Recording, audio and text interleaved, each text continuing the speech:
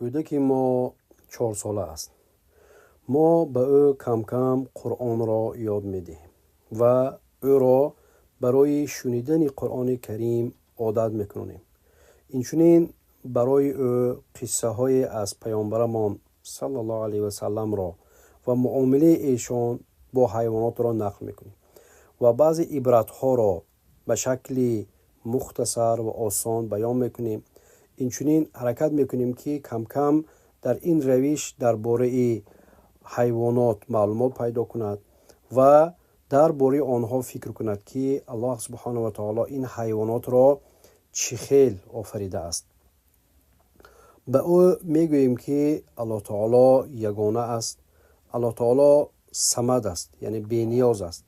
همین ما به الله تعالی نیاز داریم، اما الله تعالی به ما نیاز ندارد. خداوند حکیم و دانا است. اینچنین محبت نماز و اطاعت به پیامبرمان را به کودک آهسته آهسته می آموزانیم.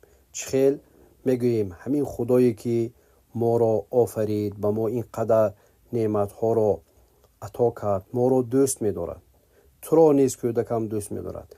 خواهی که خب ما مسلمانی حقانی باشیم، باید که این خدا را ما نیز دوست داریم و امرهای اون خداوند را شناسیم، پیامبر این خدا را دوست داریم و به این خداوند اطاعت کنیم.